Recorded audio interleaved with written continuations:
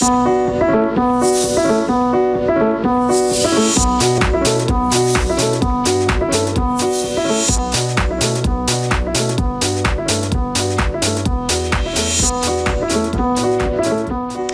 tarde, bem-vindo à Sociedade Civil. Ano novo, novas regras na estrada. O Código da Estrada sofreu dezenas de alterações. Vamos saber quais e tirar também o máximo de dúvidas possível sobre este assunto. Mas há mais coisas que pode ficar a saber no Sociedade Civil de hoje. Vamos ver quais. No Sociedade Civil de hoje vamos levá-lo a uma viagem pelas novas regras do Código da Estrada. São 60 alterações que se aplicam a condutores, ciclistas e peões. Um tema que lhe diz respeito porque na estrada todos nós circulamos. Ainda neste programa vamos saber como estão os corações dos portugueses com o cardiologista Miguel Guimarães.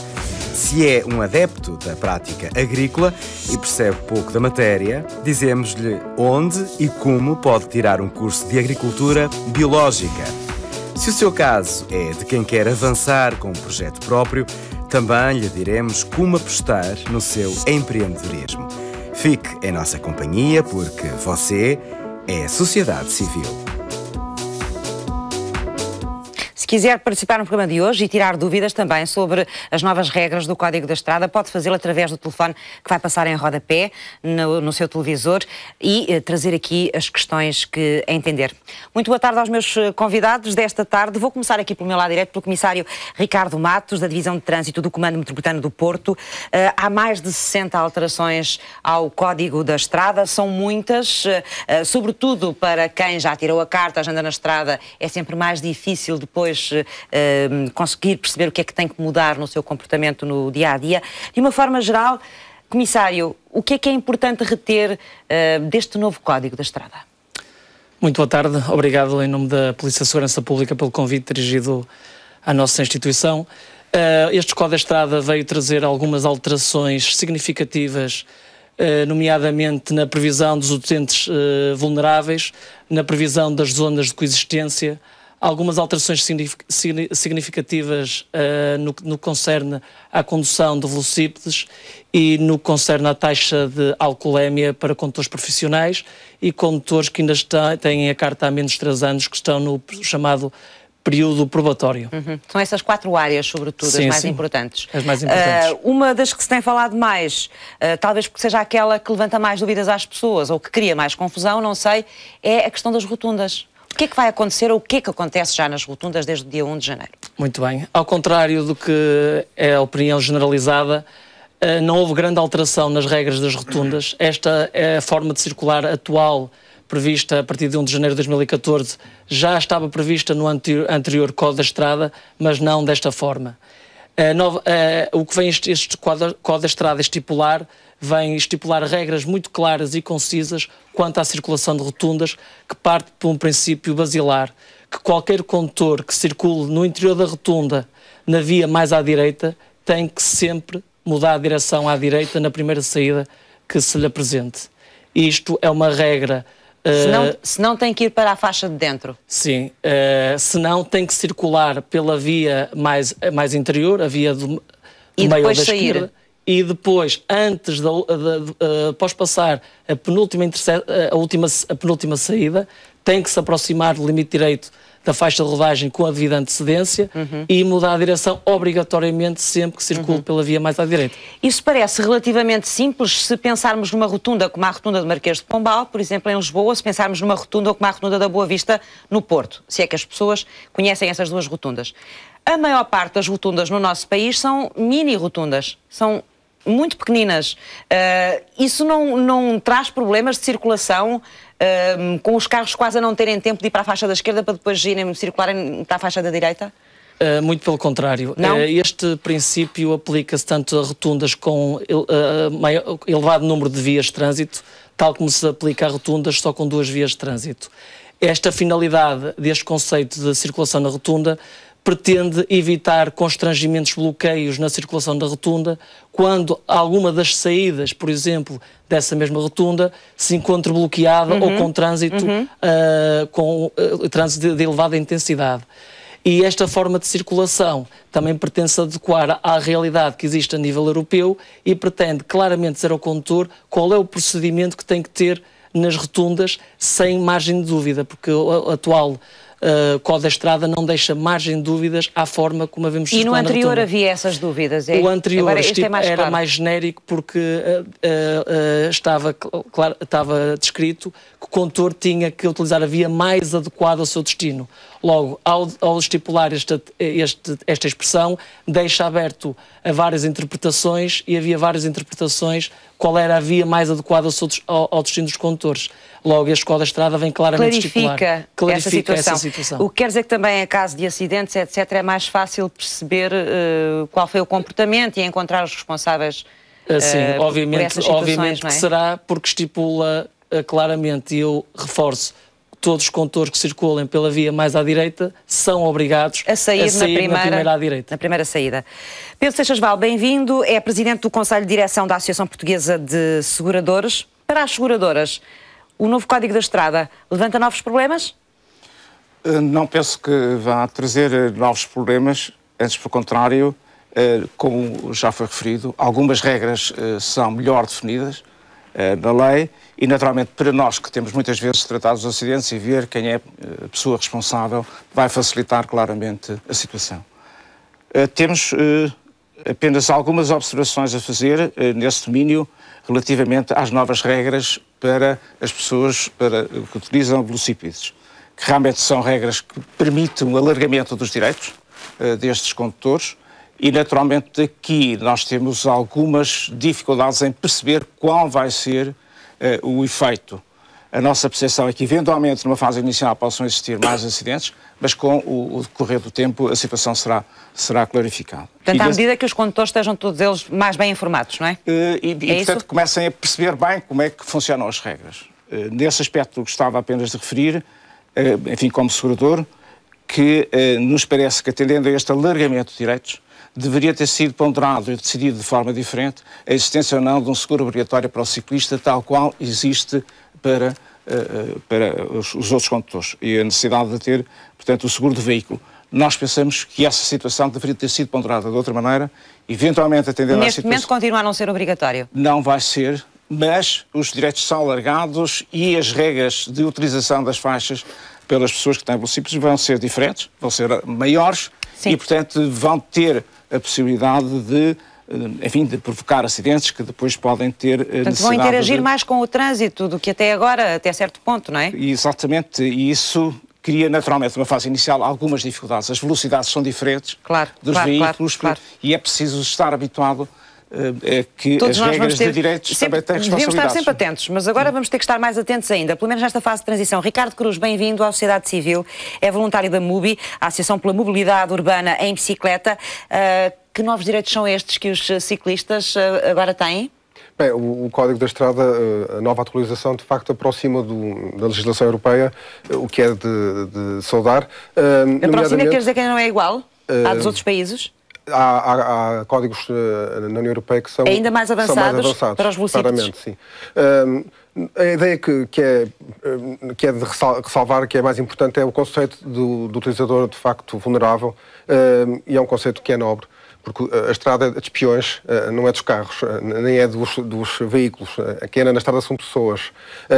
E, portanto, é importante perceber que as pessoas são seres frágeis e, nesse sentido, protegê-los é, de facto, o princípio básico. Nós todos compreendemos que, de facto, a vida é um bem essencial e que ninguém quer que as pessoas morram ao circular nas cidades ou nas estradas. E, portanto, a MUBI saúde, aliás, este código, esta atualização, de uma forma muito, muito positiva.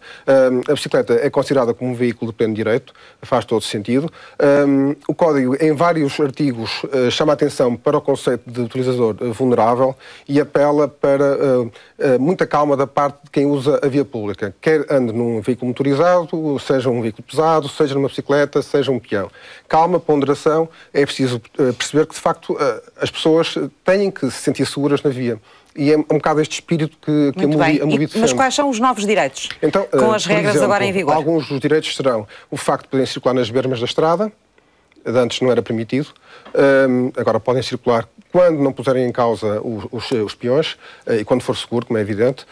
Que é onde andam muitos peões também. Sim, exatamente, infelizmente. Com muitas estradas nacionais que foram transformadas em estradas locais e que não têm passeios e onde andam os peões. Exatamente, infelizmente é assim. Depois, em termos de regra de prioridade, são equiparados a um veículo como outro qualquer, portanto, antigamente não havendo sinalização, os velocípedos tinham que parar se apresentassem pela direita e agora não. Agora têm prioridade, não havendo nenhuma indicação em contrário. Podem eventualmente utilizar o corredor de bus, se houver uma autorização da Câmara nesse sentido, das câmaras municipais. As crianças podem circular no passeio.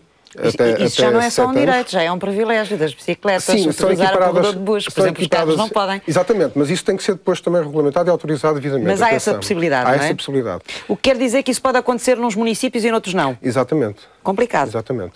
Portanto, isso tem que ser também de alguma forma ponderado. Depois há outra questão importante, que é os veículos que ultrapassarem uma bicicleta têm que deixar uma distância mínima de segurança, de pelo menos 1,5 metro. E, se necessário, ocupar a via adjacente, cumprindo a regra da ultrapassagem genérica. Normal, como acontece com dois carros. Exatamente. Não é? Depois há outra regra que já existia de facto, embora não fosse de acordo com a legislação, que era circular a par. Muitos ciclistas, sobretudo os mais experientes, conduziam a par, não cumprindo o código, mas quando se apercebiam da presença de veículos motorizados ou de outros veículos na via, colocavam-se em fila indiana. E isto é uma estratégia inteligente porque a pessoa tornava-se mais visível em termos de circulação. Agora, isso está legislado e é possível. É possível circular a par, duas bicicletas circularem a par. Exatamente, desde que haja visibilidade e não seja um impedimento para a circulação, digamos, do trânsito. E isso é útil porque torna os veículos mais visíveis e facilita a ultrapassagem. Há muito a ideia pré-concebida de que os ciclistas, colocando-se em fila indiana, são mais fáceis de ultrapassar. Isso não é verdade, porque em vias estreitas é muito difícil. É mesmo muito difícil um veículo motorizado, um automóvel, conseguir fazer uma ultrapassagem com segurança, porque de facto aquilo equivale a termos um caminhão de tiro que está ali. Apesar de ser um caminhão de tiro estreitinho, mas obriga o automóvel a ir para a outra faixa. Portanto, é uma manobra perigosa, claramente, ou exige mais atenção da parte do condutor. Estando a par, é muito mais fácil fazer uma ultrapassagem mais rápida, ou seja, o período de tempo que o automóvel está na faixa contrária numa situação de perigo é muito menor. Portanto, é muito mais seguro. Muito bem. É uma questão de lógica. Já vamos regressar, porque quero ouvi-lo também sobre aquela questão que o Pedro lançava ali, até que ponto, já agora que os ciclistas têm mais direitos, também não deveriam ter um seguro obrigatório por causa dos acidentes. Vamos agora conhecer de uma forma geral quais são estas mudanças que acontecem ou que aconteceram já no início do ano no Código da Estrada. Ano novo, novas regras de circulação. No dia 1 de janeiro deste ano foram introduzidas 60 novas regras no Código da Estrada. Atenção aos condutores, ciclistas e peões. Umas mudanças mais polémicas que outras.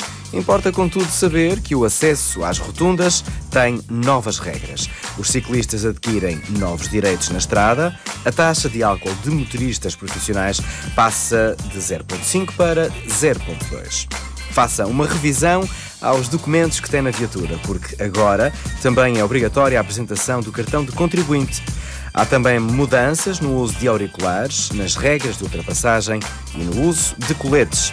Estas mudanças também significam novos valores nas multas a aplicar.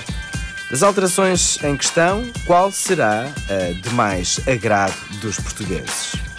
Acho que referente ao álcool, porque cada vez mais há acidentes provenientes do mesmo, portanto, acho que é essa a mais importante. Segundo a Autoridade Nacional de Segurança Rodoviária, o ano de 2013 teve mais acidentes, mas menos vítimas mortais. Números para reduzir. São estas novas regras a solução?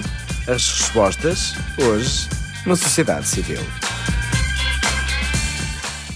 Antes de irmos à questão dos acidentes e tentar perceber também até que ponto é que estas novas regras do Código da Estrada podem ajudar a melhorar estes números, queria perceber então, consigo, Ricardo, até que ponto fazia sentido, tendo nesta altura os ciclistas o papel que vão ter nas estradas, terem também um seguro obrigatório. Qual é a sua opinião sobre isso? A MUBI tem uma posição bastante clara, exatamente, em relação a esta questão. A MUBI não é favorável à introdução de um seguro obrigatório. Não acha que seja uma necessidade. Porquê? Isto pelo seguinte, a bicicleta é um veículo, por sua natureza, pela massa que ocupa, pelo seu peso, pela velocidade que atinge, dificilmente causa dano a outros veículos. E quando o faz... Não causa dano, mas pode provocar acidentes. Com as manobras que faz. Pode fazê-lo, mas isso seria uma situação muito... Até pode provocar acidentes com carros, uns com os outros. Sim, mas por causa de uma bicicleta. Um cão pode sair disparado do passeio e pode causar um acidente. Mas uma bicicleta não é um cão. É uma coisa diferente. Se falamos de casos assim... A bicicleta leva uma pessoa em cima que, em princípio, pensa e raciocina. Tudo bem, mas podem encontrar óleo... E é responsável pelo seu comportamento. Mas podem encontrar não. óleo na estrada e causam um acidente. Portanto, esses casos... Eu estou a falar de situações, digamos, genéricas. De uma forma genérica... Mas vamos lá ver. Se o ciclista ganha direitos em termos de circulação, não ganha também responsabilidades? Mas isso sempre teve. Sempre teve essa responsabilidade. A pessoa que, desde o momento em que está na via pública, tem que perceber que está a conviver com outras pessoas que estão em cima de um veículo, motorizado ou não. E que tem que usar um princípio genérico de cuidado e de respeito pelas outras pessoas. Isso também os automobilistas, que vão claro, os carros. Toda a gente. A questão é que mas o automóvel... Os automobilistas têm verdade. Seguro. Mas a questão... E porquê? Porque há um princípio de perigosidade. O automóvel pesa 1 tonelada. O automóvel atinge facilmente 80 km, 100 km. E um automóvel a esta velocidade e com esta massa e este peso destrói. E destrói muito. Uma bicicleta não consegue. E quando o faz, a pessoa que vai em cima dela magoa-se muito também. Portanto, à partida, quem circula numa bicicleta tem o cuidado devido para não pôr em risco a sua própria existência, a sua própria vida. Muito bem, acho que ficou clara a sua posição. Pedro, o que é que pensa destes argumentos? Bom, naturalmente tenho uma experiência que não é exatamente a sua. E normalmente penso que nestes casos é melhor prevenir que remediar. Mas, enfim, também... O que é que pode estar aqui em causa? Eu levanto esta questão há pouco, porquê? O que é que pode estar aqui em causa, de uma forma concreta? A nossa experiência, que às vezes são alguns movimentos que podem existir e fazer-se, portanto, quando se está numa bicicleta, que podem motivar, e a sua observação foi nesse sentido, podem motivar determinado tipo de atuação dos automobilistas e, portanto, provocar um acidente, um choque. É isso muito provável, não é uma questão de ser provável. O problema é que a existência de um seguro é uma garantia para as pessoas que têm esse seguro de que, se mesmo provocarem um acidente, não lhes provoca uma situação difícil do ponto de vista económico e financeiro que um acidente pode resultar de um acidente. Essa é a finalidade, é a prevenção. E, portanto, desde que seja uma situação extraordinariamente barata, como com certeza seria, é uma responsabilidade individual, tal qual como existem os direitos individuais. E eu penso que nas sociedades modernas, à medida que se tem mais direitos, também se tem mais responsabilidades. Como é que acontece lá fora, já agora? Porque o Ricardo aqui há pouco falava de que a nossa legislação, em termos de velocípedos, se aproximou das legislações europeias. Há várias experiências desse domínio. Normalmente não existe seguro, mas é uma tendência que eu, do meu ponto de vista... Acha que faz sentido? Que faz sentido.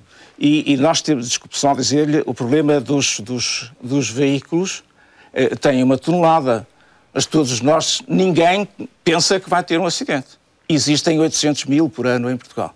É disso que vamos falar, dos acidentes. Comissário Ricardo Matos, até que ponto há esperança que este novo código, estas novas regras, possam dar um contributo à diminuição do número de acidentes? Já percebemos que o ano passado, apesar de haver menos mortes na estrada, houve mais acidentes. A grande preocupação, e teremos que fazer aqui uma distinção, é na gravidade dos acidentes. Que, obviamente, os utentes mais vulneráveis nas nossas vias são os peões e os velocípedes, e é por isso que a Código da Estrada vem prever a designação de utilizadores vulneráveis, já para prever algumas regras implícitas aos condutores de veículos a motor para considerarem determinado tipo de utentes da via, nomeadamente peões, velocípedes, crianças, idosos, grávidas, pessoas com mobilidade reduzida, prever que são utilizadores vulneráveis. Logo, as precauções que têm que ter sobre estes utentes terão que ser redobradas. Mas esses utilizadores vulneráveis da via têm algum tipo de proteção específica em relação aos outros ou não? Ou é apenas um alerta da lei a apelar à consciência de quem anda nos veículos motorizados? Não, está aqui um conjunto de artigos que estipulam que todos os condutores têm especial precaução perante este tipo de utentes da via, o que no anterior código não era bem explícito este tipo de preocupação com este tipo de utilizadores. Bom, e se um condutor não tiver particular ou especial precaução com aqueles utilizadores da via mais vulneráveis, sofre algum tipo de agravamento em termos de coima, de pena, está etc? prevista uma coima para esse tipo de comportamento, está prevista uma coima, o que não existia no anterior Código da Estrada. Portanto, também está previsto nesta. Sim, é uma mudança, então, também é uma aqui. Mudança. Um agravamento. Já vamos regressar, até porque eu queria também que nos explicasse com alguma calma e pormenor a questão da taxa de álcool, penso que é muito importante. Vamos agora conhecer a opinião dos cidadãos sobre estas mudanças. Regra do novo código que acho que seja particularmente importante para todos? Sim, acho que é referente ao álcool, porque cada vez mais há acidentes provenientes do mesmo e, portanto, acho que é essa a mais importante, que é uma medida que sensibiliza o facto das pessoas não conduzirem sob o efeito do álcool. Da parte do novo código, acho importante o seguinte: a nova regra dos velocípedos terem, quem vem do lado direito, o condutor ter que dar a prioridade, eu não acho bastante correto da sua parte. Uma regra que causa mais impacto é o facto de veículos como a bicicleta, caso andem na direita da estrada, tenham prioridade sobre outros veículos como o carro, por exemplo. Isso para mim é um pouco arriscado. Não é que não faça sentido, na minha opinião, eu até concordo com essa lei. No entanto, como muitos condutores não vão estar atualizados acerca do código, principalmente neste momento inicial, isso vai causar alguns riscos e até podem causar alguns acidentes. Conseguiram perceber as dúvidas das pessoas que aqui ouvimos? Quer acrescentar alguma coisa, sim, Ricardo, em relação a isto que foi dito, nomeadamente deste rapaz sobre as bicicletas? Das bicicletas. A minha experiência e aquilo que os associados da MUBI vão dizendo é que as pessoas andam na estrada e não andam propriamente à guerra e a ver quem é que causa mais acidentes. Falou-se aqui em 800 mil acidentes. Não andam, mas às vezes quase que andam, não é? Eu não acho, sinceramente não acho. Acho que as pessoas têm bom senso. Eu como condutora tenho assistido muitas vezes a condutores que se pegam autenticamente em andamento, não é? Bem, não sei, se calhar andamos por ruas diferentes, não faço ideia. A verdade é que a percepção que nós temos é que as pessoas têm algum cuidado. Vêem um peão na rua e não vão ali acelerar. E a lei, esta atualização também vai um bocadinho nesse sentido, não é? Falou-se aqui em 800 mil acidentes, mas eu também pergunto quantos deles foram causados diretamente por bicicletas. Não é? Há essa questão. Enfim, em relação não sei, por acaso era importante saber isso. Era importante saber isso. Não sei se os seguradoras sabem. Têm alguma ideia? Não, porque neste momento a utilização da via da estrada pelos velocípedos é muito pequena, como sabe. Ínfima. Agora vai haver um alargamento dessa utilização. E deixe-me só referir o seguinte. Hoje em dia a nossa principal preocupação tem a ver com as cidades. Porque há uma concentração urbana muito grande. E, portanto, hoje em dia, o número de acidentes está a aumentar claramente nas cidades. Também temos mais gente a andar de bicicletas nas cidades, sim, cada vez mais. Então, mais pessoas a utilizar. Quantas mais pessoas houver de bicicleta, menos acidentes haverá. E então os prémios poderão baixar. É um desafio que também os utilizadores de bicicleta deixam às seguradoras, porque isso está aprovado a nível estrangeiro. Quantas mais bicicletas circularem na cidade, menos automóveis, menos acidentes, então baixem os prémios. Deixe-me só dizer que a diminuição de acidentes em Portugal é clara. Nos últimos 10 anos, o número de acidentes decresceu grandemente. O que ouvimos aqui na primeira reportagem de enquadramento é que o número de acidentes no ano passado aumentou. Mas foi uma situação que tem a ver um pouco com a situação conjuntural que nós estamos a viver também. Portanto, houve uma diminuição nos últimos 10 anos que tem a ver com o problema da melhoria do nível das estradas, tem a ver com uma atenção maior que os condutores têm na condução, e eu estou de acordo consigo, e tem a ver, sobretudo, com a segurança dos veículos. Os veículos são muito mais seguros atualmente do que eram. Muito bem. Mas isso não significa que não tenhamos alguns problemas específicos que estão a aumentar. Um deles é o caso dos atropelamentos nas cidades. É um problema grave que nós temos atualmente. E outro tem a ver também com os acidentes com os veículos de duas rodas motorizadas e, sobretudo, aqueles mais rápidos. O problema das motas é um problema muito difícil em Portugal e que acho que nos deve preocupar a todos. Muito bem. Estamos quase a fazer aqui uma pequena pausa nesta conversa, mas eu queria ainda, antes de ir à próxima rubrica, vamos falar de saúde, que o Comissário, se pudesse, nos explicasse, e explicasse lá para casa o que é que vai acontecer, o que é que acontece em relação à taxa de álcool, o que é que muda neste código? A grande alteração neste código prende-se com a redução da taxa mínima, a partir do qual o condutor não poderá circular 0,5 gramas por litro para 0,2 gramas por litro. Que é uma descida grande. Sim, é uma descida considerável, mas só para condutores que estejam em regime probatório, isto é, que têm um título de condução habilitados a conduzir há menos de 3 anos. Condutores de veículos... Portanto, quem conduz há menos de 3 anos não pode ter mais do que 0,2? Não poderá ter mais que 0,2. Gramas por litro de sangue? Sim.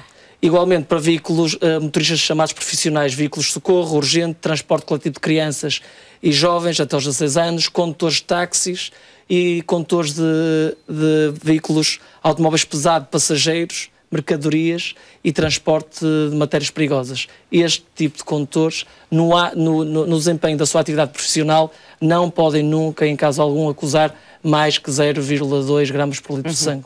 Para os outros condutores, mantém-se a taxa anterior? Sim, para os outros condutores a taxa é exatamente igual e mantém-se ao anterior Código da Estrada. Muito bem. Já vamos regressar daqui a pouco à mesa desta conversa. A hipertensão arterial é um problema de saúde que afeta muitos portugueses. Vamos saber melhor o que doença é esta e também como é que ela se previne e como é que se trata.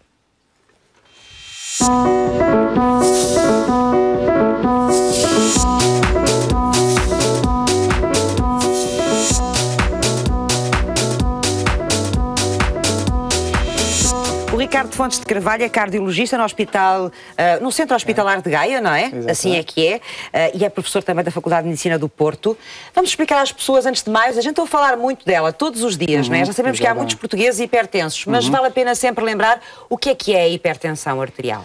Ora bem, eu acho que isso é que é o grande cerne da questão. Muitas das vezes a hipertensão é de facto subvalorizada, mas há duas coisas importantes que nos lembrarmos. Afeta muitos portugueses, 40% dos portugueses são hipertensos. Desde é mais ou menos a média europeia ou não? É uma média mais dos países ocidentais, digamos assim. Dos países ocidentais. Portanto, tem a ver com o nosso estilo de vida. Mais uma vez, o problema do nosso estilo de vida. Mas mais importante até do que a prevalência é o seu impacto em termos de mortalidade. Por exemplo, a Organização Mundial de Saúde estudou todos os fatores de risco de doença, e aqui não estamos a falar só de doença cardiovascular, e a hipertensão é o fator de risco que mais tem impacto na mortalidade a nível mundial.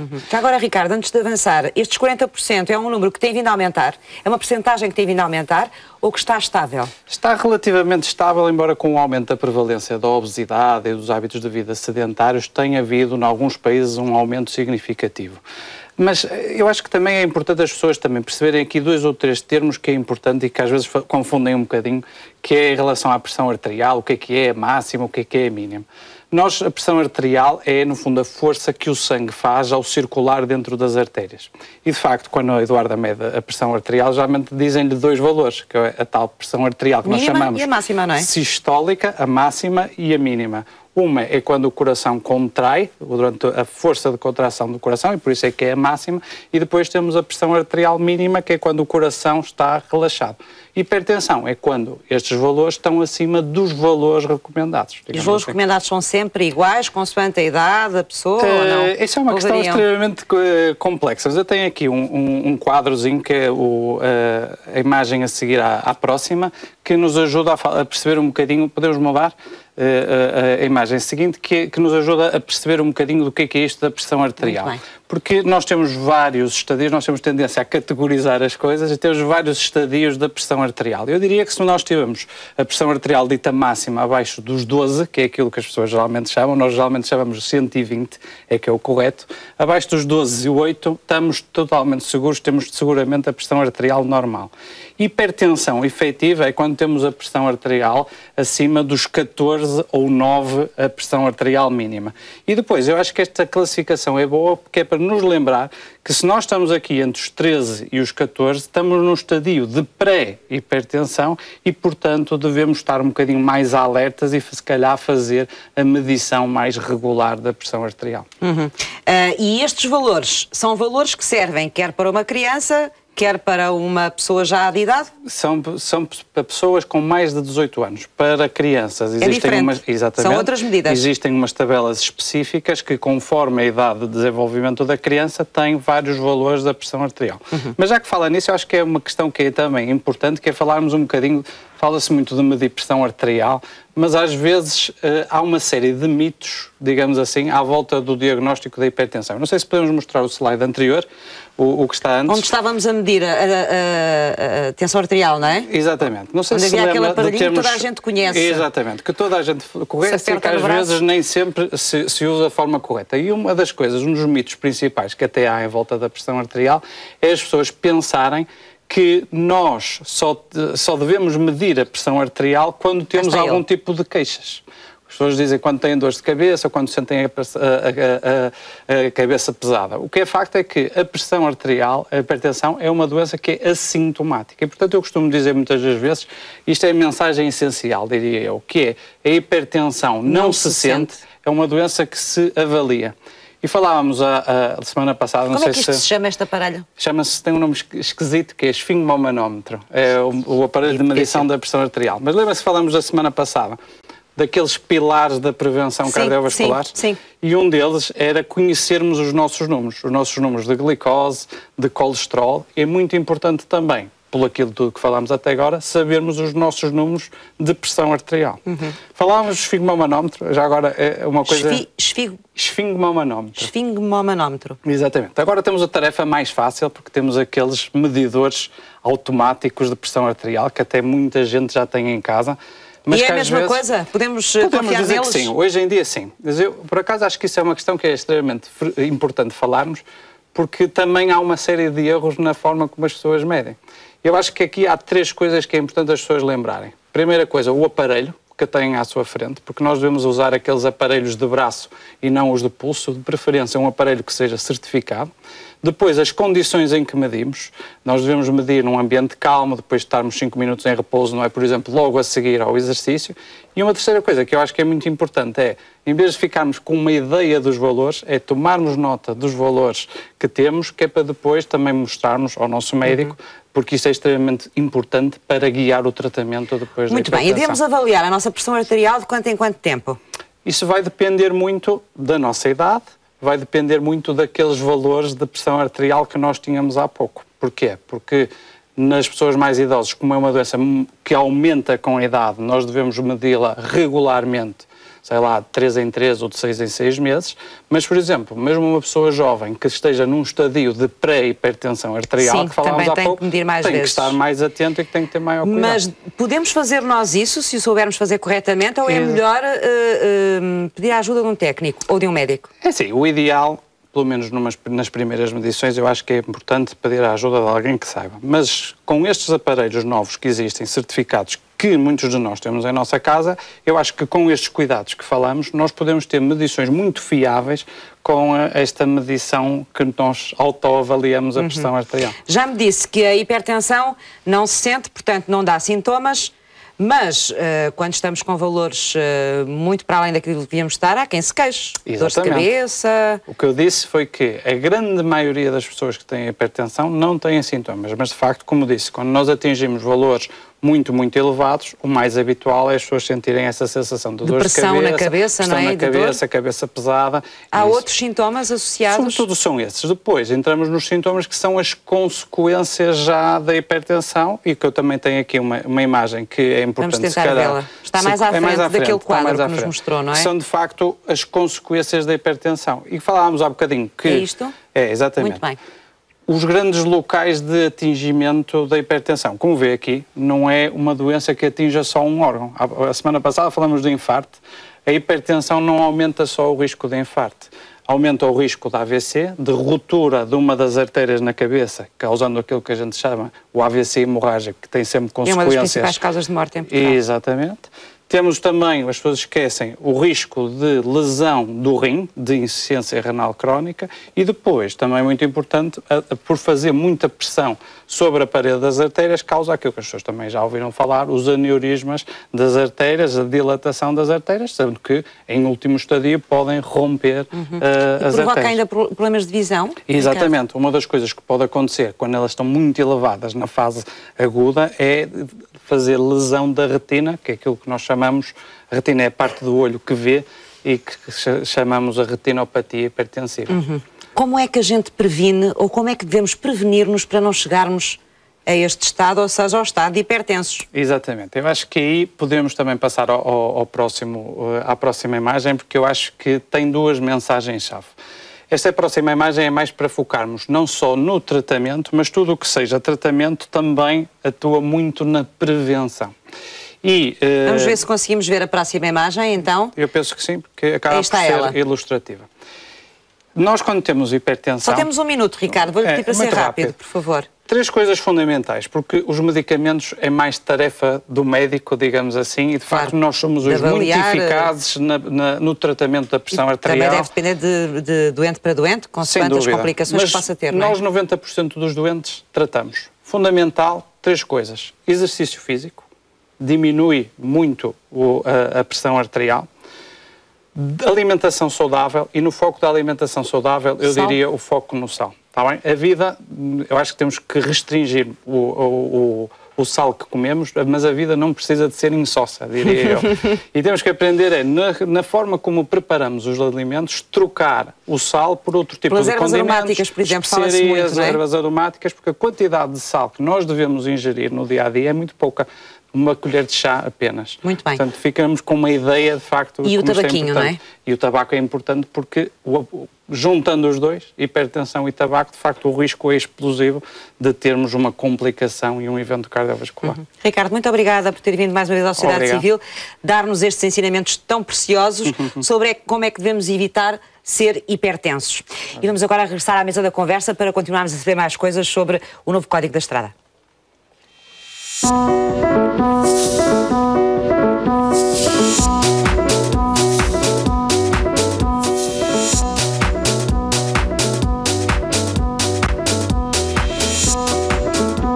Comissário Ricardo, vou recomeçar por si outra vez, porque vale a pena sabermos bem o que é que está a mudar, ou o que é que mudou no Código da Estrada, e também mudaram algumas regras no transporte das crianças, não é? Penso que isso é muito importante para os pais que nos ouvem, ou não? Mudaram algumas coisas? Houve uma pequena alteração no transporte de crianças, no artigo 55 do Código da Estrada, que no anterior Código da Estrada todas as crianças e jovens com menos de 12 anos e menos de 1,50 m de altura eram obrigados a utilizar o sistema de retenção apropriado à idade e ao peso. Atualmente, o 1,50 m de altura passou para 1,35 m de altura. Isto quer dizer o quê?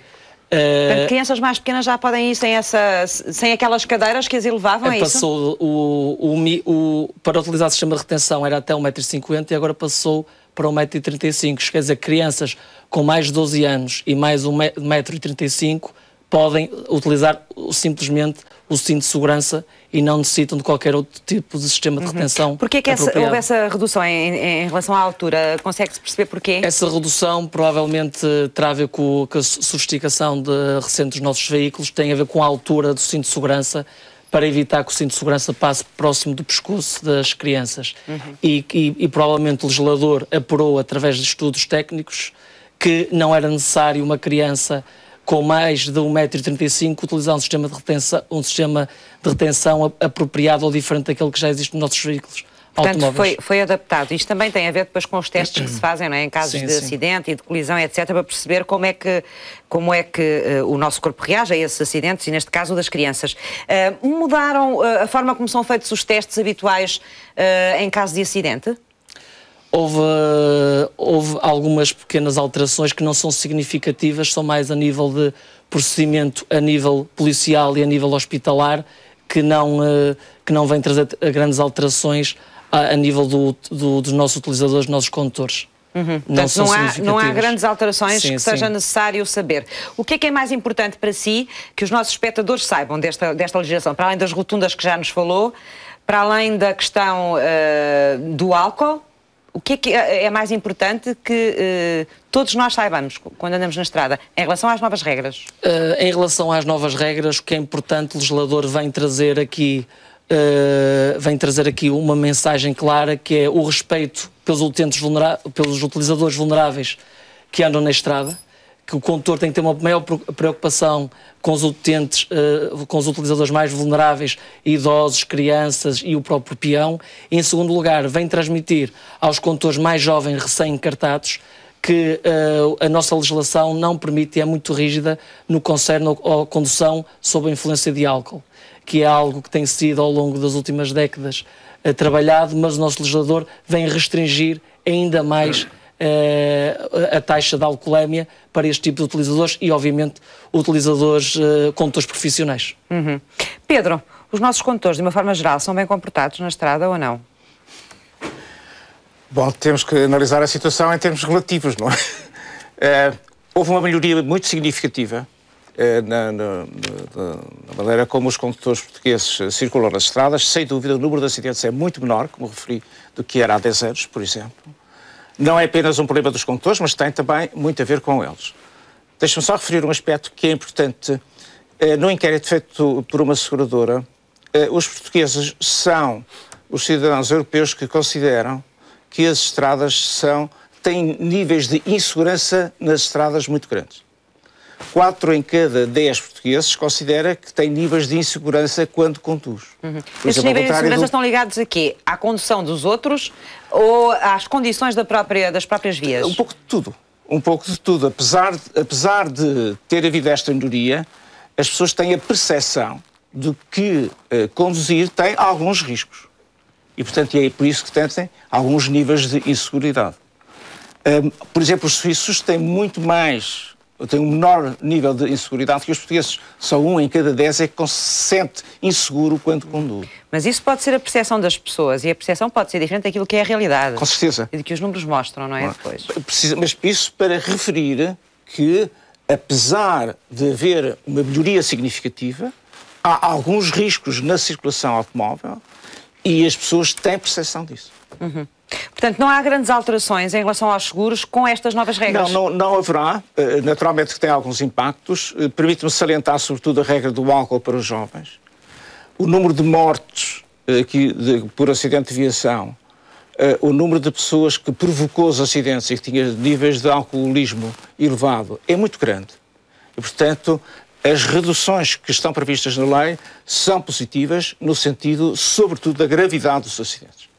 As pessoas que conduzem com níveis de álcool elevado normalmente provocam acidentes muito mais graves.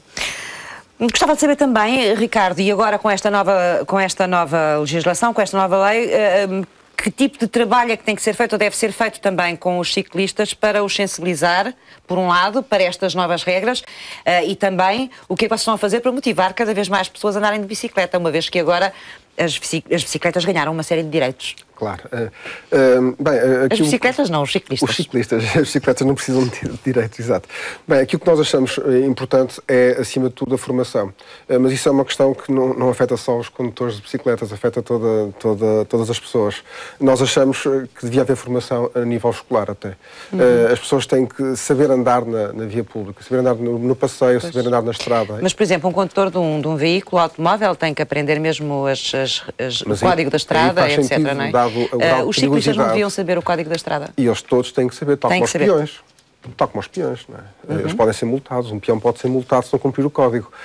A questão é que essa formação não é feita em lado nenhum. E devia ser feita na escola. E nós entendemos que faz todo o sentido. Educar as pessoas numa perspectiva cívica para, no fundo, enquadrá-las precisamente no espírito desta lei, que é um espírito de respeito mútuo e de atenção face às pessoas que circulam na via e, sobretudo, no sentido de caminharmos para uma cidade mais calma. Portanto, é nesse sentido que também a MUBI tenta orientar as suas ações. Aquilo que tem sido feito para motivar o uso da bicicleta, no fundo, nós tentamos captar pessoas para a sua utilização. Temos aquele programa do Bike Buddy que acompanha novos utilizadores. Fazemos uma campanha que é o Sexta de Bicicleta, que vai destacando uma pessoa em cada sexta-feira que vai para o trabalho de bicicleta. Portanto, há um conjunto de ações que tentam dar visibilidade a boas práticas e que tentam mostrar que é uma questão meramente cultural. O uso do automóvel, ou o uso da bicicleta, ou o uso do autocarro, do metro, muitas vezes é uma opção meramente de um hábito. Muito bem. Vou interrompê-lo só um bocadinho porque temos ao telefone o Marco Miguel. Ele está a ligar-nos de Almancil e penso que tem algumas questões para colocar aqui à sociedade civil e aos nossos convidados esta tarde. Olá, Marco. Bem-vindo. Boa tarde. Está a ouvir-me? Estou. Muito bem, também estou a ouvi-lo. Quais eram as questões que gostava de colocar, Marco? Eu gostava de perguntar, a primeira questão é, eu tenho um filho com 8 anos e, portanto, ele já tem mais de 1,5 metro de altura. Se ainda é obrigatório para ele o uso da cadeirinha para o carro.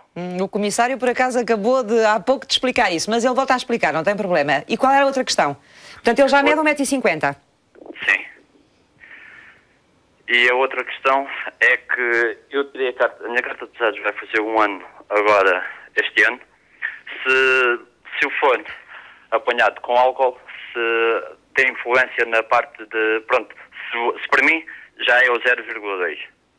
No seu caso, que já tem, e disse-nos, carta de condução há 1 ano. De pesados. Sim.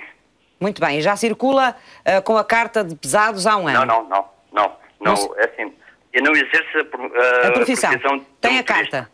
Sim, mas não exerço a função. Então, mas quer saber qual é a taxa de álcool que pode ter no sangue estando a conduzir um automóvel ligeiro, sim, mesmo tendo a carta, sim, de pesados, ou quando, sim, vai a conduzir o caminhão? Não. Em trabalho? Ligeiros. Muito bem. Vamos tirar essas dúvidas então. Deixe-se estar aí connosco, porque pode ter mais alguma.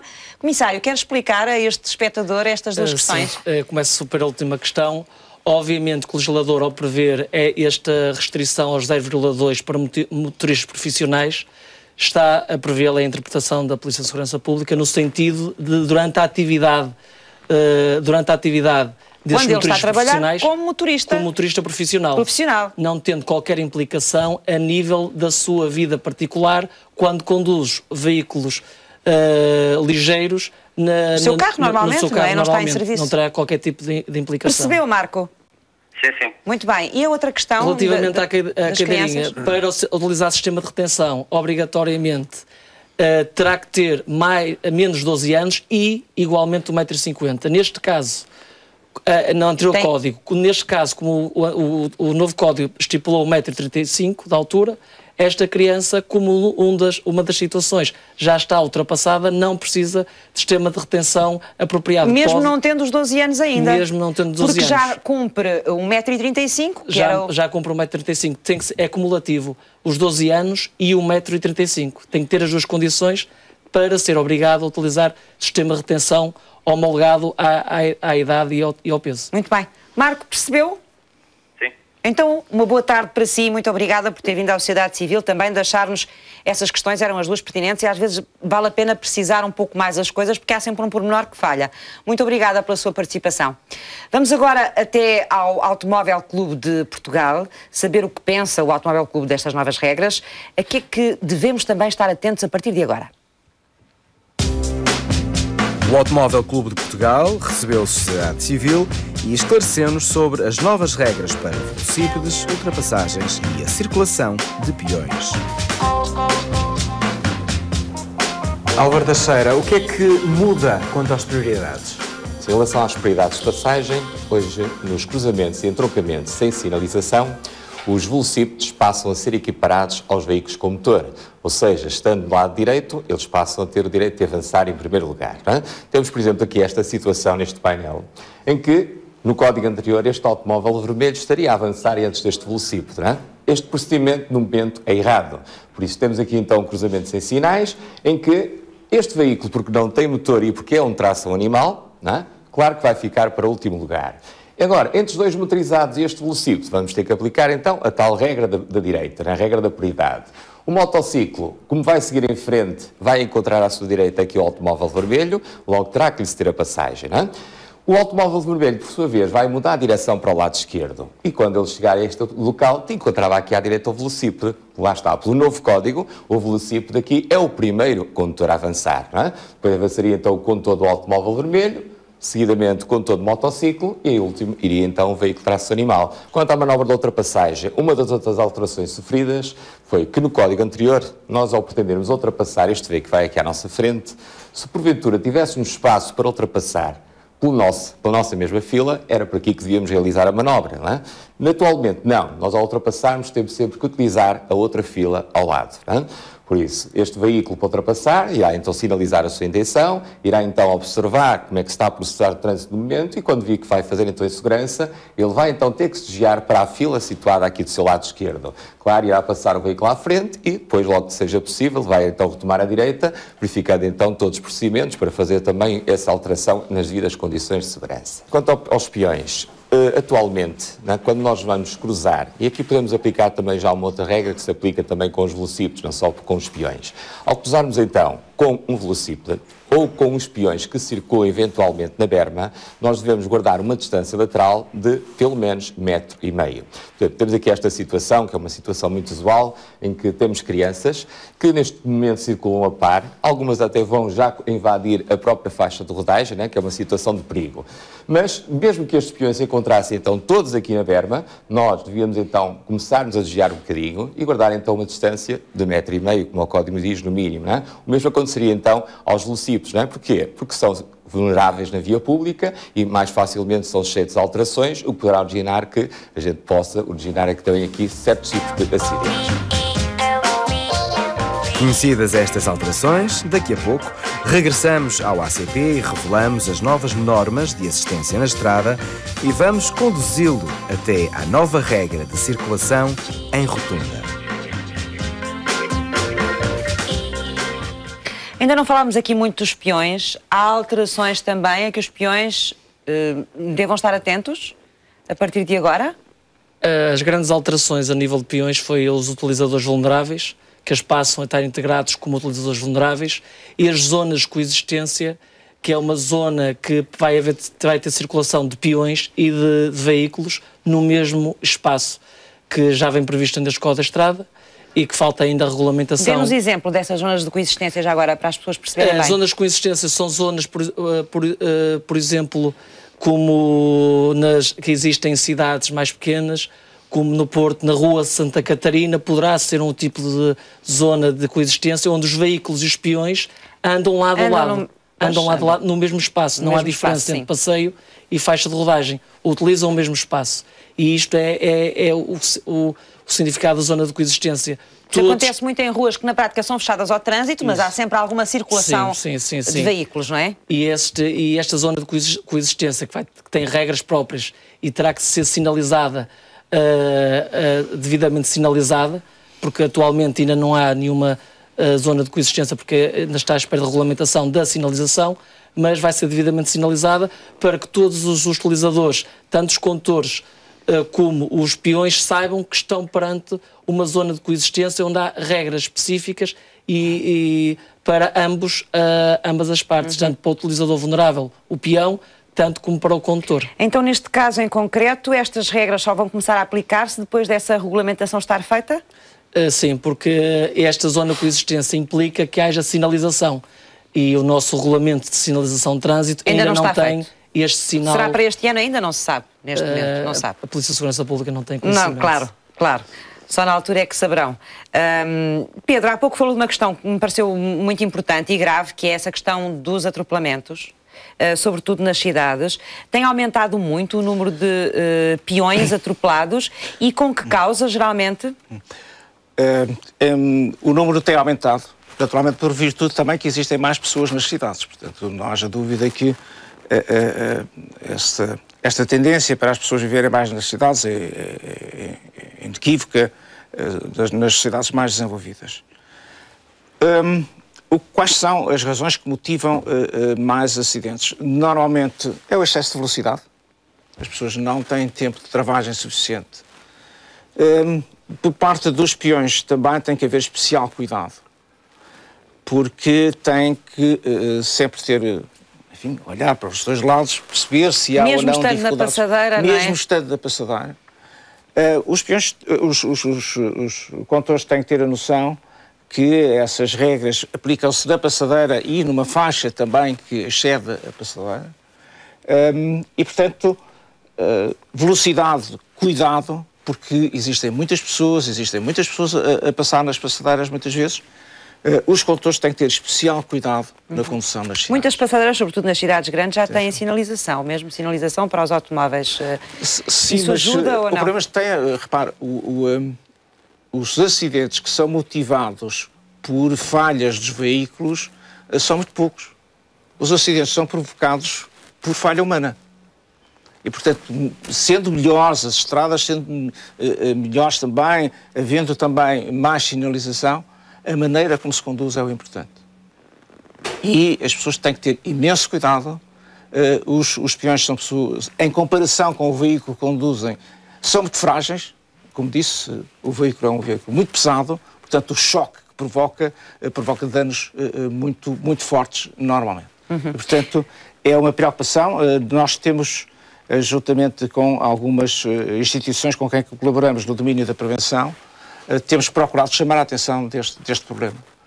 A urbanização atual, maior concentração nas cidades, está a trazer problemas aos peões e nós todos temos que ser responsáveis para que isso possa acontecer. Há pouco falou das motas também. No caso das motas, qual é o problema? As motas têm a ver com velocidade. Não quer dizer que haja um aumento muito grande do número de acidentes. Mas como são veículos... Estamos a falar das motas dentro das localidades ou fora? Ou fora. Os acidentes são normalmente com consequências graves do ponto de vista dos danos corporais. E é algo que se tem que ter atenção, porque são normalmente veículos utilizados por pessoas jovens, são pessoas que, se têm um acidente grave, podem ficar incapacitados para a vida inteira. E isso põe problemas sociais e familiares muito graves. Esse tipo de acidente está a aumentar ou a diminuir, Pedro? Qual é a tendência? Não está a aumentar muito, mas continuam a existir muitos. E, portanto, é um número que não se tem conseguido fazer baixar. É algo que eu chamava a atenção das pessoas que utilizam esses veículos. Têm que ter imenso cuidado. As proteções que têm são melhores, mas não são ainda suficientes. E nós temos conhecimento, e é só visitar instituições onde se procura reabilitar as pessoas, e já existem algumas e boas em Portugal, mas, apesar de tudo, nós sentimos que aquela pessoa vai ter uma vida muito difícil para o seu futuro. Claro. E que vai trazer problemas a ele e às suas famílias. Ricardo, no caso dos ciclistas, quais são os principais tipos de acidentes que acontecem? Resultam sobretudo... Consegue dar uma ideia? Sim. Um dos acidentes típicos que acontece com muita frequência tem a ver com o posicionamento na via. O atual código nesse aspecto melhorou um bocadinho, porque já não obriga o ciclista a circular o mais à direita possível da faixa, mandam circular à direita, mas de uma forma segura. Ou seja, se eu entender que muito perto da berma não é seguro, eu posso circular mais no meio, porque há sujidade, porque há bueiros, porque há sarjetas, há vidros, e nesse aspecto isso é bom. Pois as bermas nem sempre estão limpas. Exato, claro. E portanto é perigoso e há óleo que vai escorrendo por ali, etc. E nesse aspecto é importante que os outros condutores percebam que às vezes o ciclista vai no meio da via não é porque esmorrice, mas é por necessidade. E mal ele possa, ele afasta-se para a direita para deixar passar. Às vezes é por uma questão de visibilidade. Coloca-se um pouco mais no centro da via para ser mais visível. Mas ele sabe que vem um automóvel atrás e depois desvia-se para a direita para deixar passar na altura certa. Portanto, não há ali nenhuma casmurrice da parte do condutor da bicicleta. Claro. Agora, há uma questão importante que é... Estamos a falar de ciclistas conscientes, também há os inconscientes. Mas isso, as pessoas, em geral, são conscientes. É como em tudo. É como em tudo, exatamente. Agora, há uma questão importante que tem a ver com a concepção da via e de facto... Cada vez mais as cidades têm que ser pensadas para ver estratégias de acalmia de trânsito. Já se percebeu que andar de carro na cidade não é uma grande vantagem, porque a velocidade média não é assim tão alta quanto isso. Uma bicicleta, uma distância de 2, 3, 4 km, vence um carro facilmente. Há várias cidades que Desde fazem... que as subidas não sejam muito íngremes? Sim, e mesmo se forem íngremes, há estratégias de pensar a cidade de outra forma, de ir por outros caminhos. E consegue-se sempre chegar mais cedo do que com o automóvel, porque se conseguem vencer alguns obstáculos, como a existência do trânsito, ou encontrar o estacionamento, etc. As pessoas já perceberam que o automóvel não é competitivo em pequenas distâncias, ou seja, no centro das cidades. Então é preciso arranjar estratégias para reduzir a velocidade, porque afinal a velocidade média do automóvel no centro da cidade não é assim tão alta. Então vamos colocar lombas, vamos colocar canteiros para evitar essas questões de... Mas vamos voltar aos acidentes. Tinha-me dito que essa é uma questão importante, o facto de muitas vezes os ciclistas circularem nas bermas das estradas e agora poderem fazer um bocadinho mais dentro da faixa de rodagem se for necessário. Portanto, vai criar mais segurança para os ciclistas. E que outro tipo de acidentes é que são comuns? Acontece, por exemplo, o acidente do Doring, ou seja, mas isso tem a ver com a porta... Que é isso?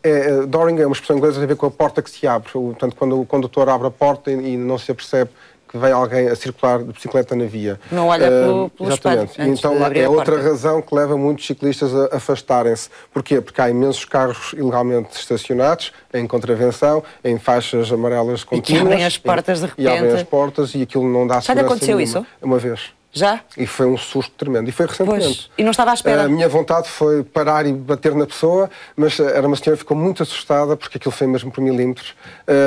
Mas não lhe chegou a bater? Claro que não, pois foi um instinto de um segundo, não é? Foi um instinto de conservação da minha parte. Depois parei, o meu lado racional atuou e disse, olha, tenho que ter cuidado, porque eu também, se calhar, ia muito perto Primeiro, pus a culpa em mim, eu ia muito perto dos carros. Eu devia ter vindo mais para o meio da faixa. Mas depois ia para os automóveis atrás de mim em stress, digamos assim. Portanto, esse é um acidente muito comum. Pode acontecer. Tem que haver algum cuidado da parte do ciclista em não ir muito próximo dos carros estacionados.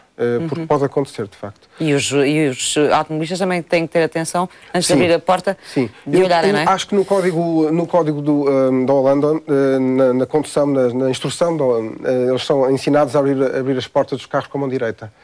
Porque ao fazerem têm que virar a cabeça para a esquerda e ver se há ciclistas a circular. Nós não somos, acho não há eu. essa prática, não há essa prática. Mas com certeza é um belo truque que pode ajudar muito a... E depois há a questão dos cruzamentos. E às vezes há algumas questões complicadas, sobretudo o gancho à direita. Ou seja, vai o ciclista na via, vai um automóvel que ultrapassa o ciclista e vira de repente à direita. E o automóvel pensa o condutor do automóvel pensa que ainda tem margem para conseguir fazer a manobra e virar de direção, mas o ciclista, porque vai em velocidade, vai em circulação, embate no automóvel. Aqui a estratégia é sempre a mesma, temos que ter calma. É uma questão de um segundo, esperar um segundo, 2 segundos. E mesmo tendo prioridade, pensar um bocadinho, parar e perceber se... vidas que estamos ali a circular a alta velocidade, às vezes. Vamos conseguir concretizar a nossa prioridade. Exatamente. Nem sempre conseguimos. Exatamente. E não nos deixamos de ser mais nem menos por causa disso. Não é?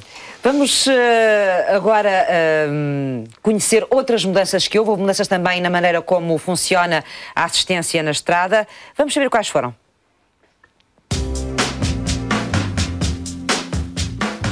De regresso ao Automóvel Clube de Portugal para conhecermos as mudanças na assistência na estrada e vamos conduzi-lo de forma correta até uma rotunda. Nelson Garcia, na continuação das novidades quanto ao novo código, mudança de pneus. Mudança de pneus. Depois da imobilização correta do veículo, o condutor dirige-se então ao porta-bagagem, onde tem acesso ao triângulo de pré-sinalização e ao seu colete refletor. Colete refletor, a nova alteração. Na lei antiga, o colete refletor obrigava ao condutor do veículo, a imobilização do condutor e a colocação ao condutor do veículo. Colete refletor.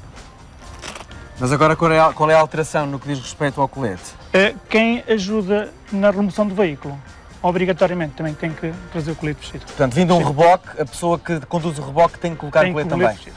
Após a colocação do colete refletor, o condutor tira o triângulo pré-sinalização e vai calcular mais ou menos 30 metros. Obviamente que não tem uma fita métrica para fazer a medição, mas conta os tradicionais 30 passos, coloca o triângulo. Se verificar que o triângulo não é visível aos 100 metros convenientes, continua a andar até achar um ponto conveniente em que o triângulo é visível a 100 metros. Em relação às rotundas, com a devida antecedência, o condutor tem que planear a sua saída na rotunda. Informação essa que já a tem, mesmo o próprio GPS dá-lhe essa indicação também com antecedência, e começa logo a planear. Portanto, vamos aproximar de uma rotunda, com antecedência, no tempo certo, mudamos de fila, neste caso vamos sair na terceira saída, na rotunda, e com a devida antecedência posiciono-me corretamente na via em que eu na rotunda vou ocupar. Portanto, antecipa-se sempre? Antecipo sempre, para evitar que na rotunda, normalmente a entrada da rotunda já há congestionamento, está a filas, já há congestionamento, então com antecedência vou planear já a minha entrada na rotunda. Para depois, quando chegar à rotunda, estar colocado na via já conveniente, para depois não estar a alterar e estar a estrovar o trânsito na rotunda. Estou a aproximar-me da rotunda, vou sair na terceira saída e vou então começar a ocupar a que está mais à esquerda, já que eu na rotunda vou ter que entrar na mais à esquerda. Com a devida antecedência, sinalizo, certifico-me em relação a todo o trânsito. A última saída é provavelmente sempre a mais complicada. Provavelmente porque ele tem que dar praticamente a volta total à rotunda. Pelo interior? Pelo interior da rotunda. Tendo o cuidado depois de prever e antecipar o posicionamento na saída. Se ele vai sair na terceira, vai ter que encostar-se, progressivamente encostar-se, para que depois, na terceira saída, já esteja colocado à direita. Resumindo, se ele sai na terceira, na segunda tem que estar encostado à direita. sai na quarta. Na terceira tem que estar encostado à direita. Portanto, tem de haver uma antecipação ao chegar à rotunda, antes de chegar à rotunda, e depois na própria rotunda uma antecipação, também da saída. Portanto, primeira saída, segunda saída. Vou começar a sinalizar, e vou começar a encostar para o lado direito, corretamente. Aqui a entrada para estes condutores, tem que me ceder passagem. Quando estou a sair, já estou colocado do lado direito da via, não pus em causa a segurança, não tapei a passagem a ninguém que estava a circular na rotunda, porque fiz tudo com a devida antecedência. Nada que enganar. Nada que enganar. Estas são algumas das 60 alterações ao Código da Estrada. Esteja atento, porque a segurança na circulação diz respeito a todos nós. Bom, ficou aqui muito claro nestas imagens finais como é que se circula numa rotunda. Penso que foi interessante perceber, para quem ainda não tinha percebido, mesmo com aquilo que o Comissário já me tinha explicado aqui há pouco, a perceber exatamente como é que tem que funcionar numa rotunda. Ricardo, vamos voltar à questão das bicicletas. Eu sei que estamos na parte final da nossa conversa e há algumas questões ainda que gostava de deixar aqui para os nossos espectadores, nomeadamente as ciclovias não obrigatórias. Sim, o atual Código retira a obrigatoriedade de utilizar uma ciclovia na presença do ciclista, ou seja... Havendo uma ciclovia, o ciclista não tem que ir nessa ciclovia. Exatamente. E isso então, mas andamos a criar ciclovias aí por tudo quanto é sítio no país e agora o que é que vamos fazer às ciclovias? Pode não ser o melhor caminho para ele.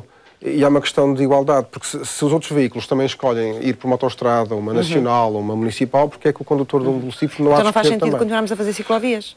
Pode fazer sentido, por uma questão até de tornar o uso da bicicleta mais competitivo. Se nós queremos retirar o número de automóveis a circular no país, se queremos reduzir o peso dos combustíveis fósseis, se queremos baixar a nossa pegada em termos de poluição, em termos de toneladas de CO2 para a atmosfera, faz sentido promover o uso da bicicleta. E a construção de ciclovias é uma forma de o potenciar. Portanto, a ciclovia não é obrigatória. Neste momento não. Portanto, o que quer dizer que eu posso andar de bicicleta numa avenida que tem uma ciclovia e andar do lado oposto da ciclovia. Isso é uma questão que era importante sensibilizar os outros condutores, porque às vezes podem não perceber. E sou eu que decido onde é que vou? Exatamente.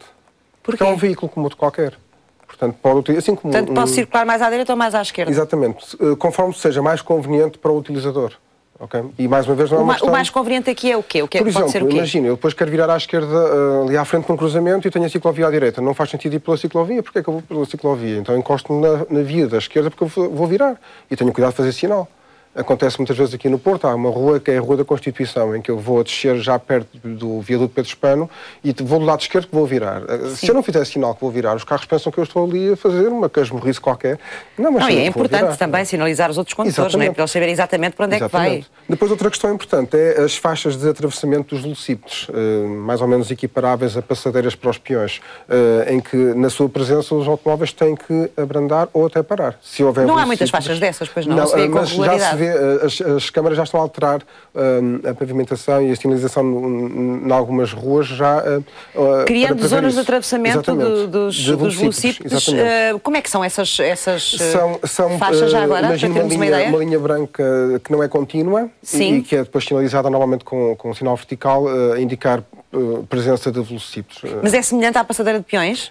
Não, porque não é uma zebra, digamos assim, mas é um desenho aproximado, digamos assim. É uma linha descontínua, com uma largura significativa, pode ser maior ou menor, e com um sinal vertical, normalmente. E nessas situações os velocípedes vão ter que atravessar nestas zonas ou vão poder atravessar também onde quiserem? Não, nessa zona, como é evidente. E os automóveis devem parar. Portanto, isso é importante também para os condutores dos veículos motorizados perceberem. Pedro, sei que há aqui uma questão ainda que gostava de falar ou de chamar a atenção e que tem a ver com o comportamento dos condutores, que é o número de acidentes provocados pelo uso dos telemóveis. Realmente nós estamos a ter conhecimento e temos informação e chegamos à conclusão que o número cada vez maior de acidentes é provocado pela utilização do telemóvel sem o kit mãos livres, não é? Sem o auricular. É algo que eu penso sublinhar porque, apesar de muitas vezes não serem acidentes graves, mas são muitos acidentes que são provocados porque as pessoas estão distraídas com esse tipo de utilização do telemóvel. E, portanto, chamava a atenção de todas as pessoas que o melhor é não utilizar o telemóvel e passar a regra seja a da não utilização, e só ser utilizado quando é necessário e com esse kit, e não de se utilizar o telemóvel para todas as vezes que se entra no carro, em qualquer momento, sem cuidar das consequências que podem ter a sua utilização. Isso é uma questão que é falada muitas vezes. Muitas vezes. Mesmo em termos de prevenção é falada muitas vezes. Não houve uma alteração do comportamento das pessoas? Não está a haver ainda. Não temos sinais, não temos sintomas que haja essa mudança. O que temos sintomas é o contrário.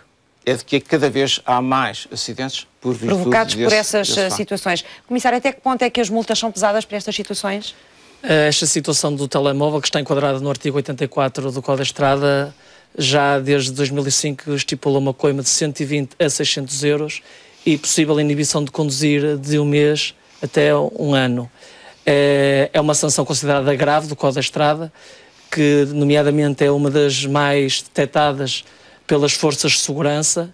Agora, e tem uma inibição de conduzir que já é suficientemente dissuadora deste comportamento. Parece agora, que não é. Agora, os condutores poderão não ter essa percepção, ter noção da gravidade da infração que estão a cometer. No entanto, é uma das infrações mais detectadas pela Polícia de Segurança Pública e por outras forças de segurança, e é uma preocupação todos os dias o combate a esse tipo de comportamentos que claramente contribuem para a insegurança nas nossas estradas, dada que a atenção do condutor é perdida, e dentro dos centros urbanos são locais especialmente problemáticos neste sentido, porque é preciso uma grande atenção dos condutores. Uma grande atenção, porque é preciso estar permanentemente atento, não é? Bom, nas estradas também, nas autoestradas também. Sim, mas mais particular nos centros urbanos, porque há muitos atravessamentos, muitos utentes a atravessar a estrada, e muitos cruzamentos. E obriga uma interação permanente do condutor, não é? E que pressupõe uma atenção redobrada, que naquele caso, na utilização destes aparelhos de forma continuada, em que implica o seu manuseamento, claramente está comprovado cientificamente, a atenção fica muito reduzida, e o que obviamente acaba sempre por provocar pequenos ou grandes distrações acidentes. E acidentes. É possível usar o telemóvel em condução de alguma forma, através do auricular? Ou como é que a utilização do telemóvel é permitida desde que se utilize um sistema com um auricular ou um sistema de mãos livres, que não implique o manuseamento continuado do aparelho ou algum dos seus acessórios. Desde que não haja um manuseamento continuado, não é proibido. É proibido sim o seu manuseamento continuado, em que não se utilize auricular ou um sistema de mãos livres. Muito bem. Muito obrigada aos três por terem vindo à Sociedade Civil esta tarde e terem-nos dado aqui tanta informação útil, penso eu, sobre as novas regras do Código da Estrada. Quer tenham, quer não, dificuldades económicas, todas as crianças com dificuldades especiais encontram na equipa móvel de desenvolvimento infantil uma mão amiga. Vamos conhecer esta equipa.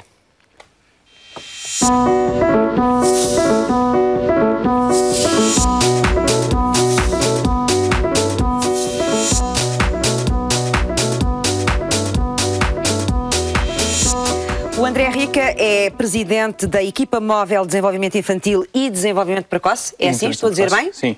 Tem um nome grande, MDIP, não é? MDIP, assim, sim, exatamente. Vocês se chamam. Bem-vindo, André, à Sociedade Civil, e muito obrigada. Esta equipa existe desde quando? Desde 2009. 2009? Sim. 4 anos? Vai fazer 4 anos? Sim, quase 5 já. Quer contar-nos um bocadinho a história desta equipa? Como é que ela surge e porquê? Esta equipa surge porque existiu a necessidade dela surgir.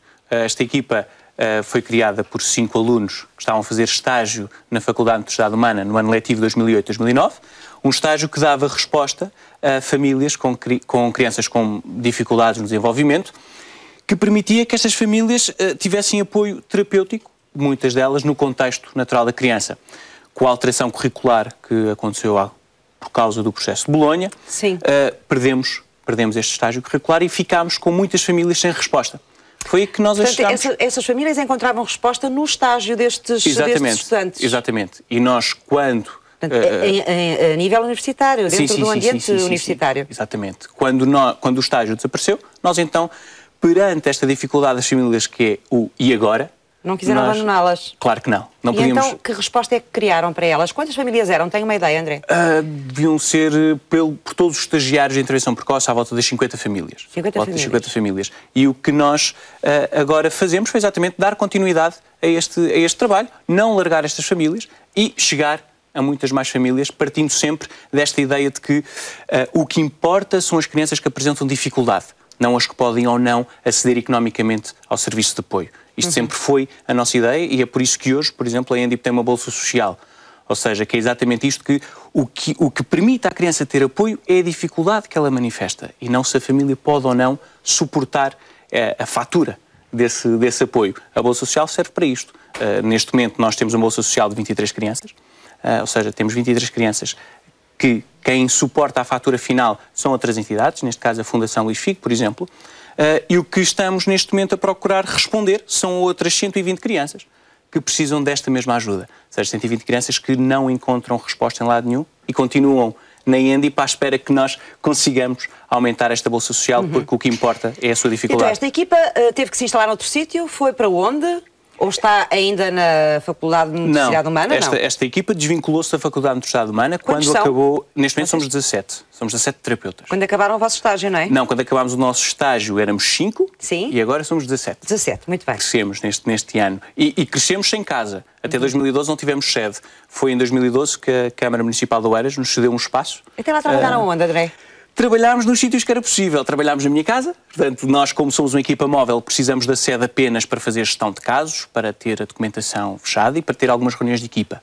As reuniões de equipa funcionavam um bocadinho em lugares a combinar, até esta altura, e depois tivemos alguns sítios emprestados para algumas juntas de freguesia, por outras entidades do Conselho que percebiam eles têm que ter um espaço para se organizar e não têm. Claro. E em 2012, desde 2012 agora temos o nosso espaço que está a funcionar bastante bem e onde conseguimos reunir a equipa. É louvável e exemplar esse vosso trabalho e a forma como vocês conseguiram resistir a todos os obstáculos que tiveram pela frente e a forma como foram vencendo esses obstáculos. Portanto, neste momento já têm uma sede, já têm sítio onde se organizar. Exatamente. E qual é o trabalho que estas 17 pessoas fazem com estas crianças? Estas 17 pessoas são, ao fim e ao cabo, o corpo técnico, portanto, os terapeutas da ENDIP.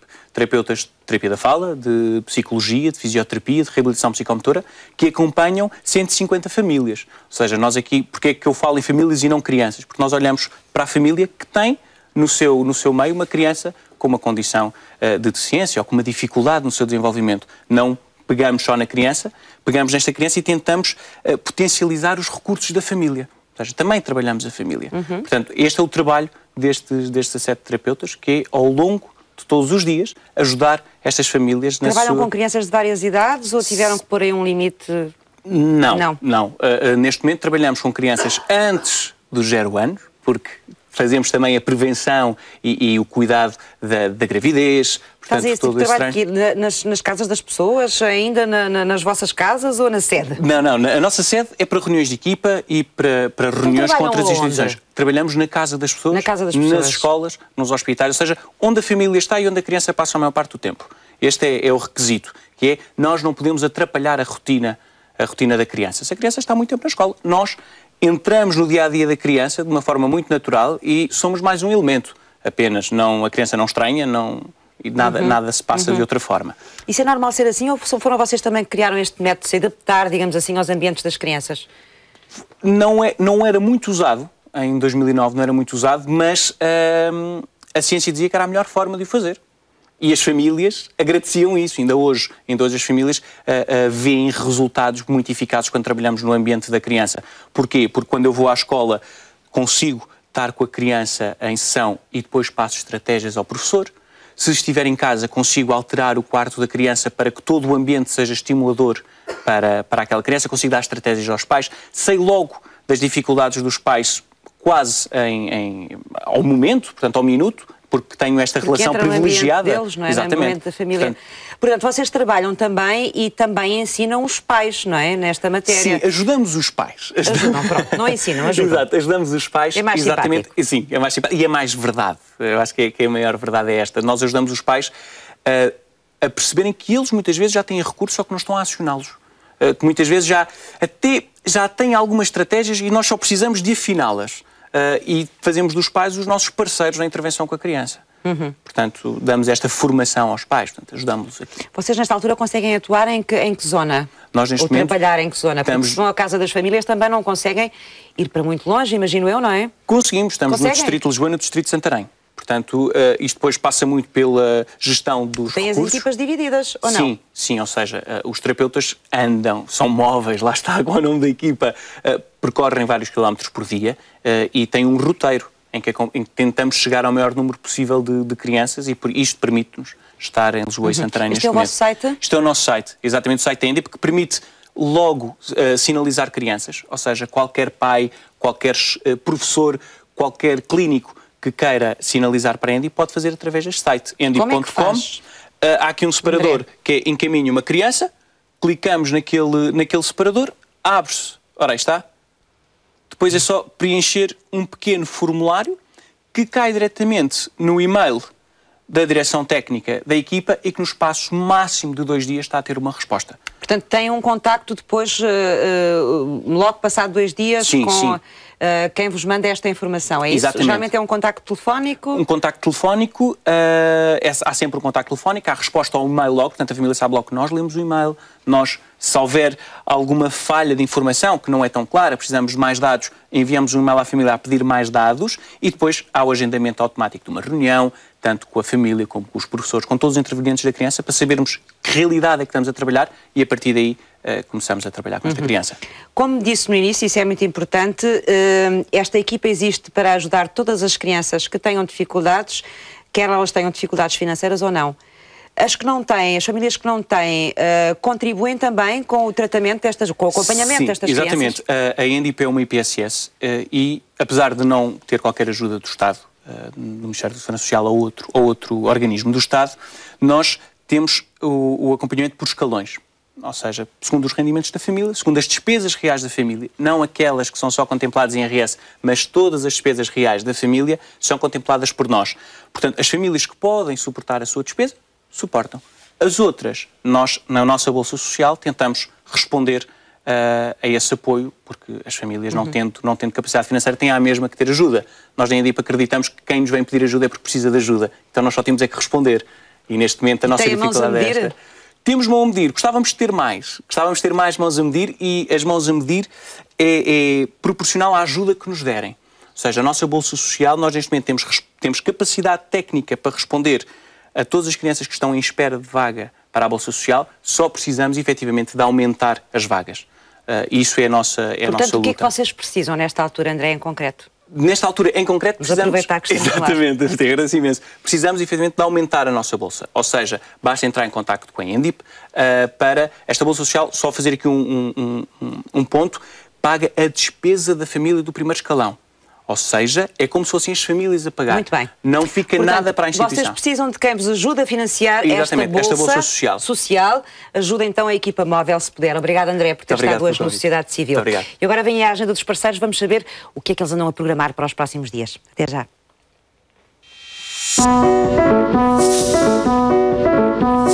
Como fotografar o silêncio? Como fotografar o velado? Omnipresente e invisível, ilegal e resistente à sanção, a violência doméstica é um destes casos. Poucos assuntos podiam ser menos atraentes e mais destituídos de glamour e de fotogenia como as pessoas vítimas de violência. A cumplicidade das imagens de Walter Vinagre dizem uma coisa só: olha e age, se puderes. A Associação Portuguesa de Apoio à Vítima promove esta apresentação que tem o objetivo de retratar o universo das vítimas de crime em Portugal. A exposição estará patente até 24 de janeiro no Instituto Português do Desporto e Juventude de Viana do Castelo. O Museu do Design e da Moda recebe até 23 de fevereiro uma mostra dos designers de comunicação da Faculdade de Arquitetura da Universidade de Lisboa. Há desenhos, fotos, ilustrações, protótipos de objetos, mobiliário, vestuário, joalharia, multimédia e window displays para serem analisados pelos visitantes. No Museu das Comunicações, em Lisboa, miúdos e graúdos descobrem como é divertido comunicar. São feitas viagens pela história, de forma lúdica e interativa. Há a exposição Vencer a Distância, onde se revela aparelhos usados em 5 séculos de comunicações. Mostra a história dos correios e telecomunicações em Portugal. Na exposição Mal Aposta, reconstitui-se o percurso do correio e passageiros numa estação de muda do século XIX. E na Casa do Futuro, vive-se numa Smart City. Além das exposições permanentes, o Museu das Comunicações organiza mostras temporárias dedicadas à temática das comunicações. É o caso da Tecno, mais criatividade igual a futuro infinito, onde o visitante é convidado a experimentar um conjunto de soluções tecnológicas avançadas.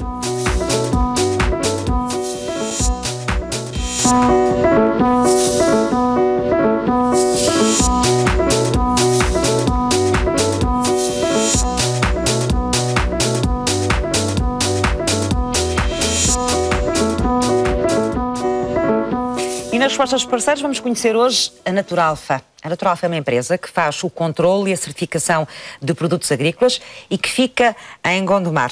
Olá, Liliana Prestrelo, obrigada por estar connosco, é a sócia-gerente da Naturalfa. Vamos explicar às pessoas melhor o que é esta empresa, como é que ela nasceu? Portanto, nós somos uma empresa que fazemos a nossa principal atividade de negócio, é o controle e certificação de produtos agrícolas. Estamos diretamente vocacionados para os produtos agrícolas e certificamos alguns referenciais ou modos de produção. Portanto, no fundo, o que nós fazemos é atestar que os produtores cumprem determinados requisitos para determinadas regras, não é? Exatamente, para obter determinadas certificações. O certificado é sempre atribuído aos produtos que produzem, não é atribuído aos produtores. Portanto, no fundo, o que nós fazemos é atestar que esses produtos estão de acordo com as regras a que os produtores se propõem cumprir. Para poderem ser certificados, precisamente. Exatamente. E esta empresa Naturalfa existe há quanto tempo? Vocês estão em Gondomar? Exatamente. Nós existimos há cerca de 3 anos, portanto, há 2 anos obtivemos o reconhecimento por parte do Ministério da Agricultura e a acreditação por parte do Instituto Português de Acreditação para podermos desenvolver a nossa atividade e operar no mercado. Vocês só trabalham com produtos de agricultura biológica, é? Não, nós trabalhamos também com outros referenciais e com outros produtos, trabalhamos também com produção integrada, que é um outro modo de produção, e trabalhamos com o referencial Global Gap, que é um referencial que está mais vocacionado para a exportação e para as grandes cadeias de distribuição. Depois também fazemos alguns referenciais privados. Como é que se faz a certificação de um produto agrícola? É complicado? Não é complicado, depende dos referenciais, não é? O nosso trabalho consiste em fazer auditorias ao terreno, nós acompanhamos os produtores no terreno, portanto verificamos em loco o que é que eles estão a fazer. Mas verificam o quê? Desde a qualidade do solo? Depende dos referenciais, no caso da agricultura biológica. Mas para termos uma ideia. Exato. No caso da agricultura biológica em particular, há determinadas técnicas que devem ser implementadas, há determinados produtos que estão limitados, que a sua utilização está limitada. Portanto, nós vamos ver se eles estão a cumprir essas regras e têm que verificar isso nas alturas próprias, não é? Exatamente, nas alturas próprias e no local. E quais são as vantagens que os agricultores têm nesta certificação e porquê é que eles a procuram? As vantagens, no fundo, é atribuir uma mais-valia ao produto. Tornar o produto reconhecível para o consumidor. Ou seja, ao ser certificado, o produto pode, por exemplo, no caso da agricultura biológica, pode levar um logotipo que garante que aquele produto cumpriu as regras da agricultura biológica.